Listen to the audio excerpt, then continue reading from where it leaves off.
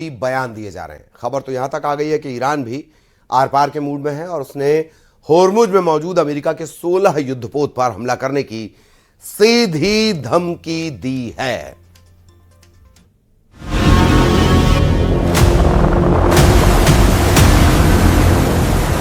होर्मुज में घिरा अमेरिका का 5वां बेड़ा, व्हाइट हाउस में आपातकाल मीटिंग।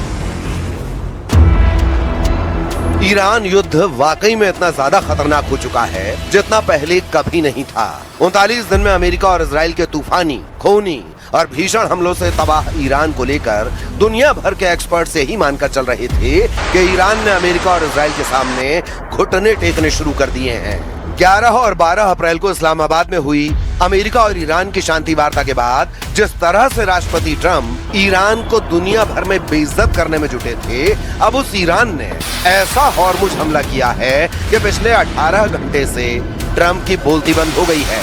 हालात ये है कि स्ट्रेट ऑफ होर्मुज में ईरान को घेरने के लिए अमेरिका के 5वें बेड़े के जिन 16 युद्धपोतों को लगाया हुआ था वो पूरी तरह से ईरान के टारगेट पर आ चुके हैं। खबर तो यहाँ तक है कि अमेरिका के खुफिया विभाग ने ये दावा किया है कि लगभग 40 दिन के हमलों के बावजूद ईरान के 60% मिसाइल लॉन्चर अभी भी बचे हुए हैं, जिसके दम पर ईरान एक बार फिर से अमेरिका और इजरायली अड्डों पर हमला करने जा रहा है। इधर इजराइल के प्रधानमंत्री नेतन्याहू ने एक ऐसा बयान दिया है जो सुनकर दुनिया हैरान रह गई है। नेतन्याहू ने दावा किया कि अगर हम ईरान पर इस वक्त हमला नहीं करते तो ईरान परमाणु बम बना लेता और इजराइल का वजूद मिटा देता। नेतन्याहू ने यह बताने की कोशिश की है कि ईरान बहुत ही खतरनाक तैयारी कर रहा था, इसीलिए उस पर हमला हुआ है। फिलहाल ईरान ने साफ कहा है कि हम होर्मुज और ईरान के परमाणु मुद्दों को लेकर अमेरिका से तब तक जंग कर सकते हैं जब तक कि हम अपने दुश्मनों को कड़वी हार नहीं दे देते। ईरान का होर्मुज हमला शुरू, घिर गया अमेरिका का 5वां बेड़ा। ताजा रिपोर्ट्स के अनुसार ईरान की रिवॉल्यूशनरी गार्ड्स यानी IRGC ने होर्मुज को फिर से पूरी तरह कंट्रोल में कर लिया है। ईरान ने धमकी देते हुए कहा कि जब तक अमेरिका ईरानी बंदरगाहों की नौसैनिक नाकेबंदी नहीं हटाता तब तक कोई भी जहाज यहाँ से गुजर नहीं पाएगा। इस वक्त अमेरिकी नौसेना के 5वें बेड़े ने ईरान के खिलाफ समंदर में 3 घेरे बना दिए हैं ताकि ईरान को घुटनों पर लाया जा सके। लेकिन ईरान ने अब ऐसा पलटवार किया है जिसकी कल्पना अमेरिका ने नहीं की थी। अमेरिकी नौसेना के 5वें बेड़े यानी 5th फ्लीट ने 13 अप्रैल 2026 से ईरान के प्रमुख बंदरगाहों जैसे बंदर अब्बास, चाबहार और बुशहर की जो घेराबंदी शुरू की थी, अमेरिका ने ईरान के तटों को 3 स्तरों में बांटा है ताकि कोई भी ईरानी जहाज बाहर न निकल सके।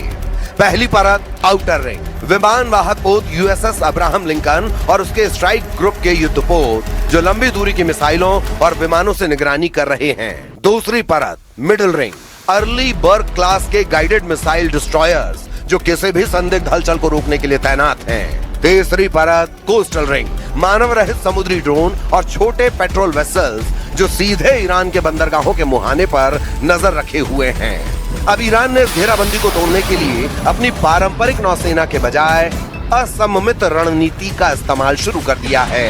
ईरान ने इस अभेद्य घेरे को तोड़ने के लिए हमले के लिए मास्टर स्ट्रोक प्लान बना लिया है, मच्छर बेड़ा। ईरान के पास हजारों की संख्या में छोटी, तेज और फुर्तीली नावें हैं। ये नावें रडार की पकड़ में नहीं आती और चट्टानी गुफाओं में छिपी रहती हैं।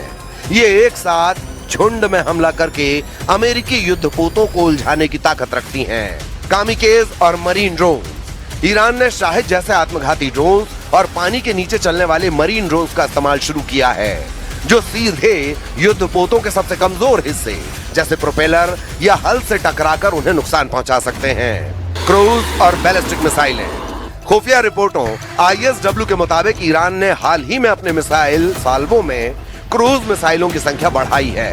हज कासम जैसी मिसाइलें जिनकी रेंज 1400 किलोमीटर है, गहरे समुद्र में खड़े अमेरिकी बेड़े को निशाना बना सकती हैं। स्मार्ट माइंस, ईरान ने होर्मुज में ऐसी माइंस बिछाई हैं जो केवल खास तरह के इंजनों की आवाज सुनकर फटती हैं। दावों के मुताबिक अमेरिकी सेंट्रल कमांड यानी सेंटकॉम ने जो 16 युद्धपोत ईरान को घेरने में लगाए, वो अब ईरान के टारगेट पर आ चुके हैं। और अब इसीलिए सिचुएशन रूम में ट्रंप ने टॉप कमांडर और जनरलों के साथ मीटिंग की है, जिसमें ईरान पर बड़े हमले की तैयारी हो रही है। 60% मिसाइल लॉन्चर से हमले को तैयार ईरान। بدون شک اصلا نفذ مذاکره مال این است که خلاصه طرفین به یک تفاهمی برسن، ولی ما در حقیقت اون چیزی که برای ما اصل بوده این بوده که این بی‌اعتمادی همون نکته‌ای که اشاره کردم، ما حسن نیت داریم. ईरान की नई धमकियों से साबित हो चुका है कि वो ट्रंप की बेतुकी शर्तों और दबाव के खिलाफ अब जंग को आखिरी विकल्प मानकर चल रहे हैं। इसीलिए अब दावे होने लगे हैं कि 20 अप्रैल को पाकिस्तान के इस्लामाबाद में होने वाली अमेरिका ईरान की मीटिंग कैंसिल हो चुकी है। ये मीटिंग ऐसे वक्त कैंसिल हुई जबकि सीज फायर की डेडलाइन 22 अप्रैल को खत्म हो रही है। अब सवाल उठता है कि ईरान बातचीत के बजाय बारूद से फैसला करने पर उतारू क्यों है। इसके पीछे की सबसे बड़ी वजह यह है कि ईरान के मिसाइल बंकरों और पहाड़ियों पर अभी भी इतने ज्यादा घातक और भारी मात्रा में हथियार मौजूद हैं जो अमेरिका और इजराइल को कड़ी टक्कर दे सकते हैं। खुद अमेरिका के खुफिया विभाग के एक सूत्र के हवाले से अमेरिकी मीडिया CNN ने दावा किया है कि ईरान के पास अभी भी इस्तेमाल किया है। ये दावा खुद इजराइल का है।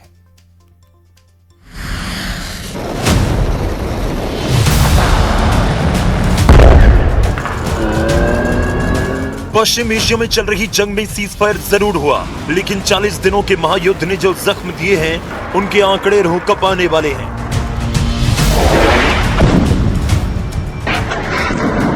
इजराइल के आसमान में 40 दिनों तक मौत बरसती रही। ईरान ने 1-2 नहीं बल्कि 650 बैलिस्टिक मिसाइल इजराइल की तरफ दागी। इजराइल के मुताबिक आधे से ज्यादा मिसाइलों में क्लस्टर बम के वॉरहेड लगे हुए थे, जो हवा में फटते ही सैकड़ों छोटे बमों में बदल जाते थे। इजराइल के दावे के मुताबिक जंग के पहले दिन ही ईरान ने 80 मिसाइलें दागी,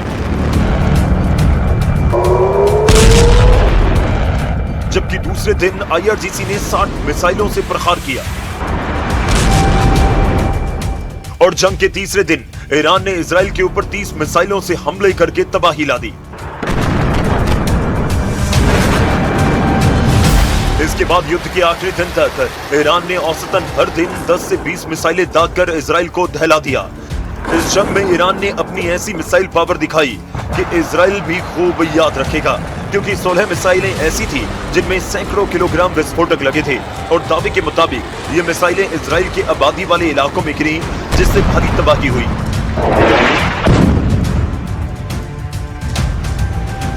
और 24 आम लोगों की दर्दनाक मौत हो गई।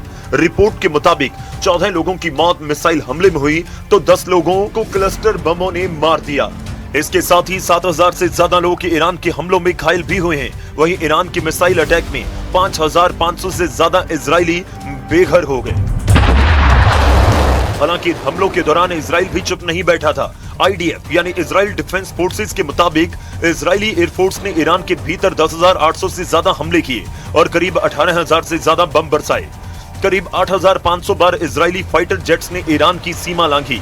इजराइल ने अपने हमलों में ईरान के परमाणु ठिकानों, मिसाइल लॉन्चर्स और कमांड सेंटर समेत 4000 ठिकानों को भी खंडहर बना दिया। उधर अमेरिका ने भी अपनी ताकत दिखाई और ईरान के सैन्य ठिकानों पर अकेले 13,000 स्ट्राइक की। मकसद साफ था, ईरान की सैन्य कमर तोड़ना और सत्ता परिवर्तन की जमीन तैयार करना।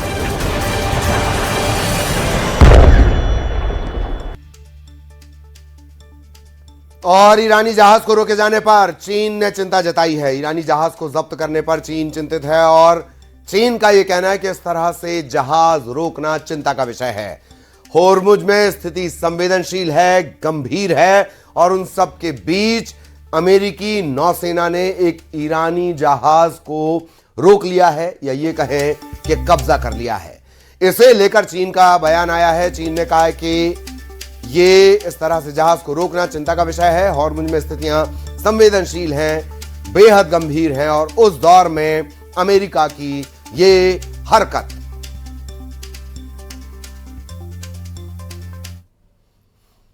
तो ट्रंप ने जैसे ही ईरान के जहाज को कब्जे में लिया, हड़कंप मच गया, जबकि कुछ दिन पहले ही ट्रंप के ब्लॉकेट के बावजूद ईरान के सुपर टैंकर ने होर्मुज को पार किया था। ऐसा दावा ईरान ने किया था। उसने यह भी कहा कि अगर अमेरिका नहीं रुका तो वो ट्रिपल ब्लॉकेड कर देगा।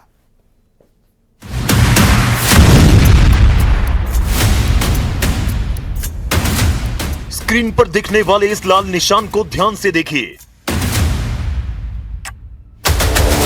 क्योंकि लाल निशान इस बात का सबूत है कि ईरान ने हॉर्मुज स्ट्रेट में ट्रंप के ब्लॉकेड को ठेंगा दिखाया। यह दावा ईरान की ओर से किया गया। कहा गया कि 20 लाख बैरल तक कच्चा तेल ले जाने की क्षमता रखने वाली एक ईरानी सुपर टैंकर ने अमेरिकी नौसेना की नाक के नीचे से हॉर्मुज स्ट्रेट पार किया, वो भी अपना ट्रैकिंग सिस्टम ऑन रखकर।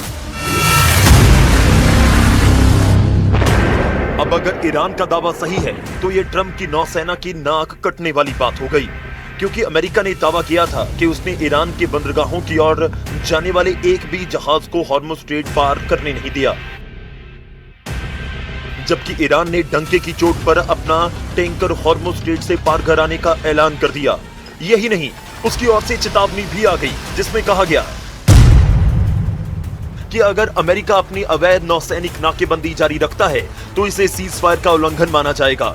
ईरान ने धमकी दी है कि अगर अमेरिका का ये रवैया